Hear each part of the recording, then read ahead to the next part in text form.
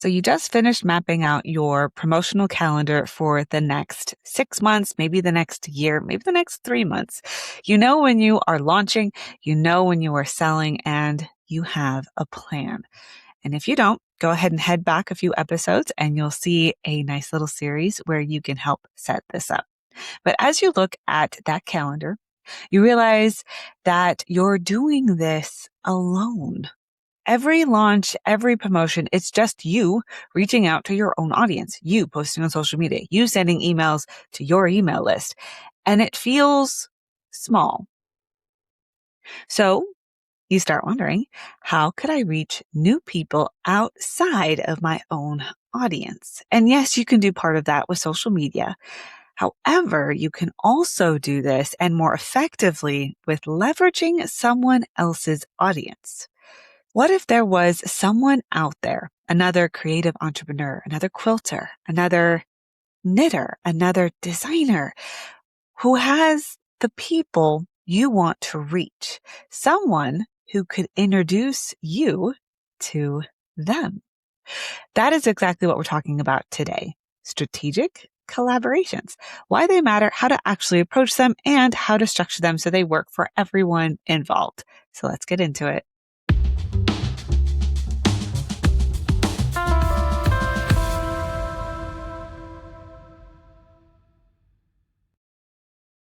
Welcome back to the Hey Tori podcast, the podcast where I answer your real digital marketing questions from quilters, crafters, and creative entrepreneurs just like you.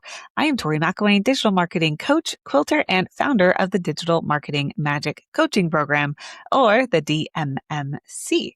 Every episode, I take a real question or struggle that you have, and I'll walk you through exactly how I would coach it. So today is about one of the most underused leverage tools in the creative crafting business, and that is collaboration. So not the complicated kind of collaboration, not where you have to split revenue and navigate a bunch of messy agreements or arguments. I'm talking about strategic partnerships where you cross promote to each other's audience so everyone can benefit. We're going to walk through why collaborations matter, how to identify the right partners for you, how to actually reach out to them, and how to set up the collaboration so it actually delivers results for everyone involved. So here's a version of this question I hear a lot from people building their digital marketing strategy.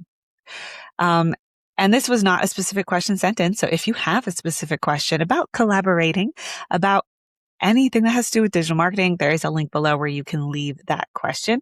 Also, if you're enjoying this episode, please leave a review. As of recording this, we don't have any reviews yet, and I would absolutely love to hear what you think about these last, what are we on? We're on like 16 episodes. So let me know which one was your favorite. What are you getting out of this? And if you have any questions, leave them in the reviews even. I'll read everything. Okay. Anyway. Here's a question that usually comes up. So I know they know what they're launching. So it's like, I know what I'm launching and when, but I realize I'm always promoting to the same people, my own list, my own Instagram followers, my own Facebook group. How do I reach new people without spending a ton on ads? And and after I answer collaborations, they usually ask, are collaborations really worth the time? So that question is really powerful because it is true. It's something that you really want to consider and really think about. Your own audience has its limits. You can only reach so many people with your own platform in a short amount of time. Some of us get lucky and go viral, but those are more of the outliers and not necessarily those that kind of follow the social media rules per se. But what if you could borrow reach from someone else? So they could borrow reach from you and you can borrow reach from them. That's collaboration. And it's one of the most effective ways to expand who sees your work without paying for ads. So I'm going to talk about why collaborations belong on your promotion calendar. So first, let me be clear. Collaborations are not a bonus. They're not a nice to have. If you build a promotional calendar and every single promotion is only reaching your own audience without you trying to reach new people, you've already left money on the table. You do get repeat buyers, which is amazing. And we absolutely love those customers. But in order for you to grow your business, you need to be able to reach new people. So that's why collaborations matter. They give you access to an audience that does not know you exist, and they come with built-in trust. So when someone you follow recommends someone else, you tend to listen, right? So you are more likely to click on what this person is suggesting. You're more likely to buy from these people if they are suggested to you by someone you trust. And it's the same for your clients. You're borrowing an audience is the fastest way to grow without doing everything yourself. So now I know what you might be thinking, but Tori, reaching out to collaborate, it feels awkward. What if they say no? What if I'm not big enough? My audience isn't large enough. And those are real concerns. They do come up even for my clients and for me. And what we're going to walk through is how to handle those. And there's a framework I love for this. It comes from a PR strategist. I've heard it on a podcast years ago, and it's stuck in my brain. And it has two main parts. It's the why you and the why now. So when you reach out to potential collaborators, you are really answering those two questions for them within that reach out. So keep in mind that when you're reaching out to these collaborators, it's not about you. This is about what you have to offer to the people who are already following them. So maybe you have a free resource. Maybe you are teaching a skill their audience wants to learn that they are unwilling to teach. Or maybe you are launching something that solves a problem for their people. You want to put the value that you're bringing first. And the second thing, why now? So what is the timing or the context that makes this collaboration make sense right now? So are you launching something new? Is there a seasonal opportunity? Like maybe you have an amazing quilted Christmas gift that is quick and easy for everyone to make. Did something happen in the industry that makes this partnership timely? For instance, we had a big trend with Jimothy. Do you remember? Does anybody, you may have noticed. So Jimothy is a raccoon who is in, I believe, the Portland, Oregon area. Now I'm thinking this off the top of my head. I'm not looking this up, so it's not right in front of me. But Jimothy is this special little raccoon that was haunting this area, and people thought he was some kind of weird creature. In fact, he was a disabled raccoon. And he became almost endearing, and then he went viral. There are some now new foundation paper piecing quilt blocks that are now Jimothy themed. And it was hilarious. It was adorable. And I loved seeing everyone collaborating, even something as simple as sharing other people's blocks and creations about Jimothy or any trend really can help build your audience. It can help build their audience. It can be a fun little trade-off and a simple collaboration of just sharing what you think your people are really going to love. And then your audience feels value from what you're sharing. It's a great win-win for everybody. Okay, so that's a trend idea. Other things you can consider are maybe you recently read one of their blogs or watched one of their YouTube videos and you got inspired. And why now could be as simple as I have a new thing or I have a new resource that I think your audience would love. Or we are both launching in the springtime and I think we could amplify each other's offers. So when you can answer both of these questions, why you and why now, you have the foundation for real outreach, not a generic want to collaborate message, a specific, valuable ask. One of the biggest ways to collaborate right now in the quilting industry are summits. So you may see summits right now are doing a really powerful thing where they're bringing a lot of quilters together in one space and getting people in front of a couple of dozen. Some of these summits are a little bit larger. Some of these summits are a little bit smaller. But what they're doing is they're sharing their audience. And there are a few summits like the Quilters Paradise. Now, I interviewed Jamie Bright, who helped set up the Quilters Paradise Summit. And she told us, and this was a podcast episode from Quilting on the Side podcast. So you can go back and listen to Jamie's interview for that one if you want to hear more about working with a summit, because it's amazing. She brought a full masterclass. Maybe I'll have her on this podcast so you guys can hear more about her. But she told us a little bit on the inside of how this works. And her summit specifically used ads to help grow attendance. So you're not just, this summit wasn't just bringing their teachers' audiences together. They were also running ads to bring in cold audience members to help grow the amount of people that you got in front of as a summit teacher. So it's a great opportunity to get more eyeballs on what you're doing.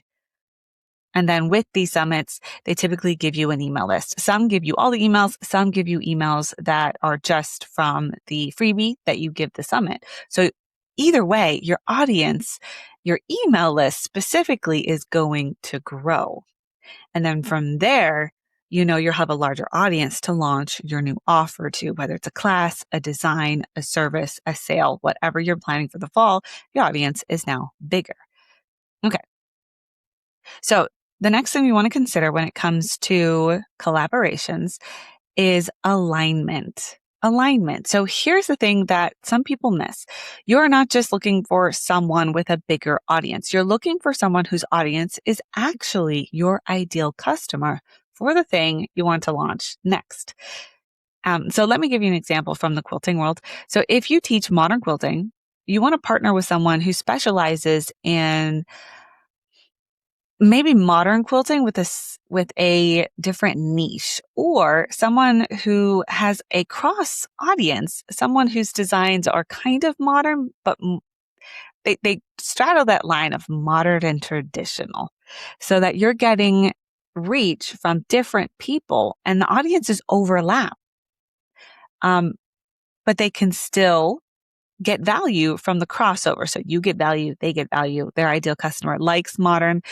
And you can show them your designs and see if they like your aesthetic. See how that goes? Another example would be applique.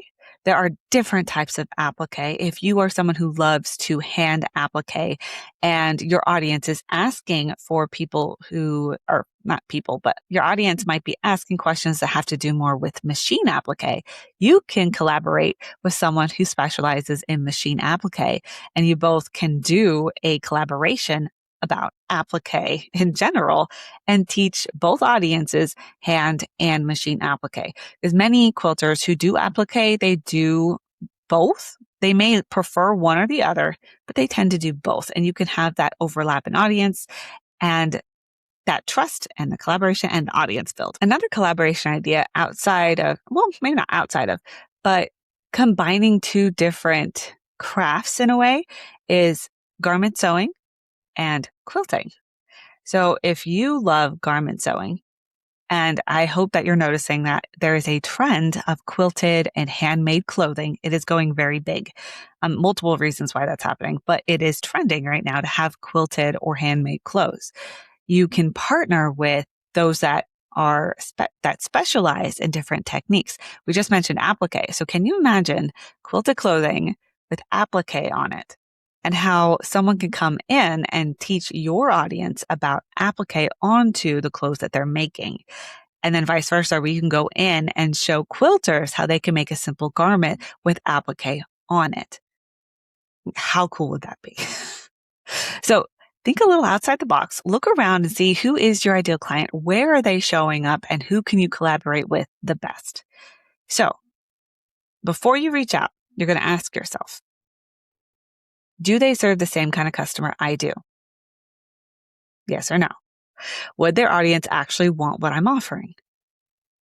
Are they making similar level offers? You don't want a huge gap in business maturity. It may create some awkwardness.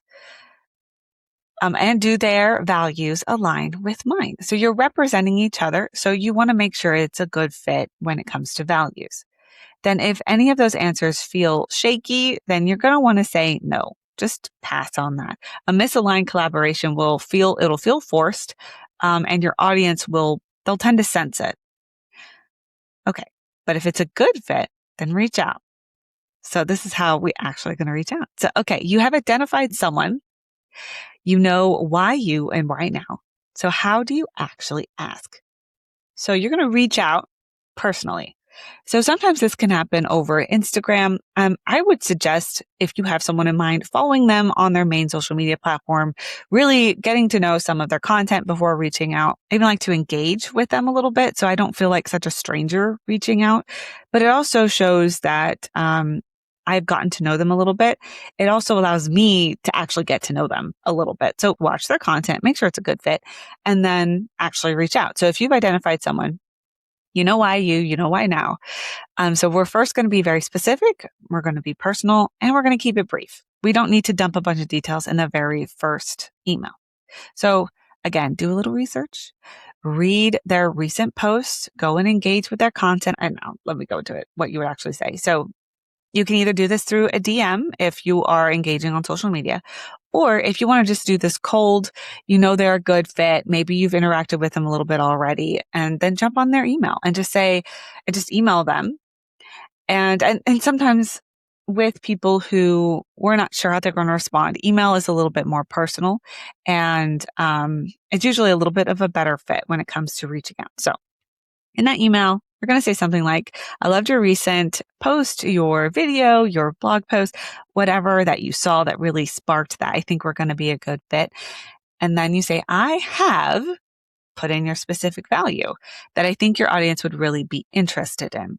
And I was thinking we could, and then give your idea for a specific collaboration in a specific time frame.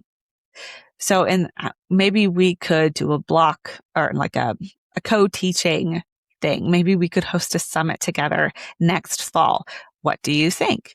And kind of keep it open because that allows them to respond in a natural way. They can just be like, yes, I think this would be amazing. Or actually, I'm really like booked up right now. I don't really have any space on my calendar to fit this amazing idea, but maybe they'll say, let's pin it for later. I think that's corporate speak, to pin something. But give them an open to say yes or no. And it's okay if they say no, right?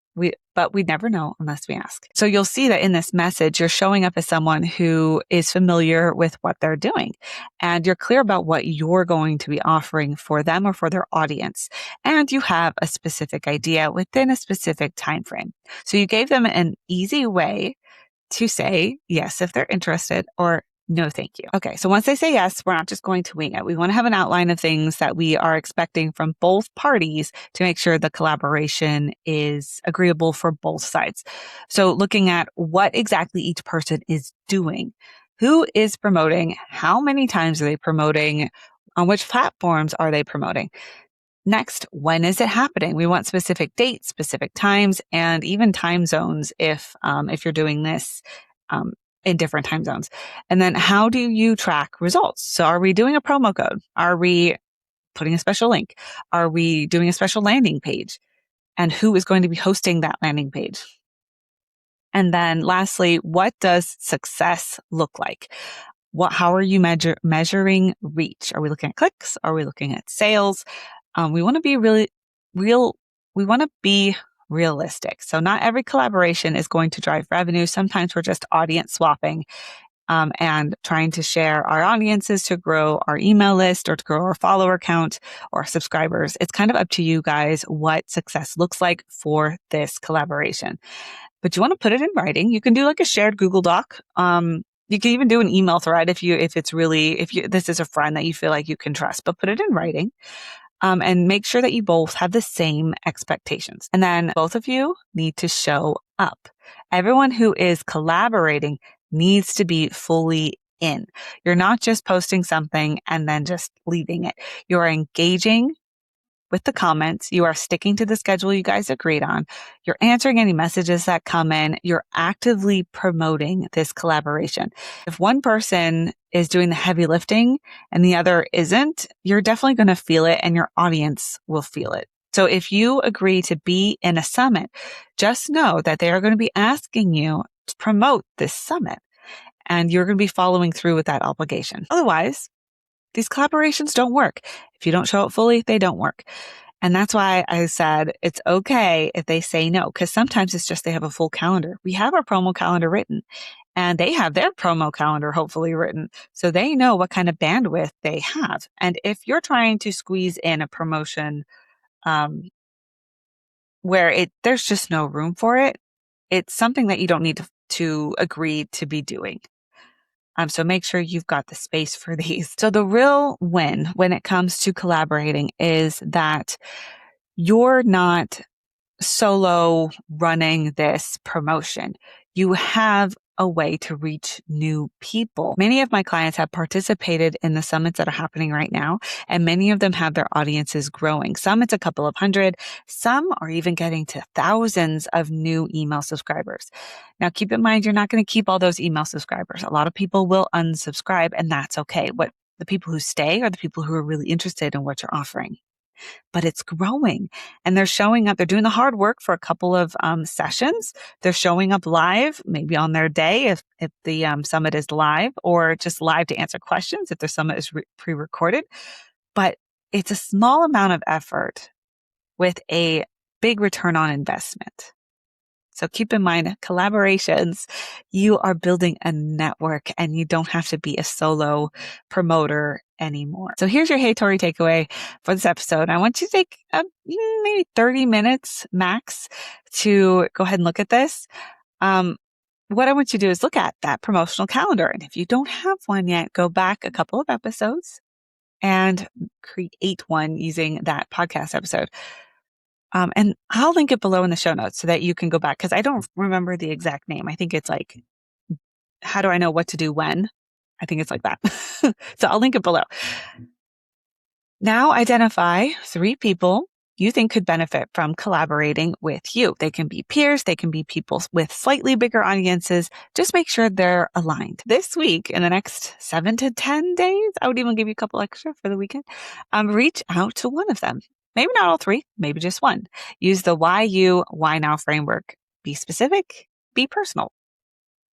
And that's it. One outreach this week and see what happens. My guess is that they're going to say yes. And then you realize you've been sitting on this leverage tool for way too long. So if this episode landed for you, if you've been wondering how to actually grow your reach without ads, without burning out, without doing everything alone, I want you to know that strategy clarity like this is exactly what we build inside the Digital Marketing Magic coaching program. So inside the DMMC, we work through all 3 of your marketing pillars: lead strategy, nurture strategy, and launch strategy. And collaborations fit into your lead strategy, getting new people in, how to actually reach those new people. But they also feed into your launch strategy. So how you amplify when you have something to sell. Inside the DMMC, you get access to all 5 custom AI bots, monthly group coaching calls, a personalized marketing roadmap, and a community of creative entrepreneurs who actually understand what it is like to build this kind of business.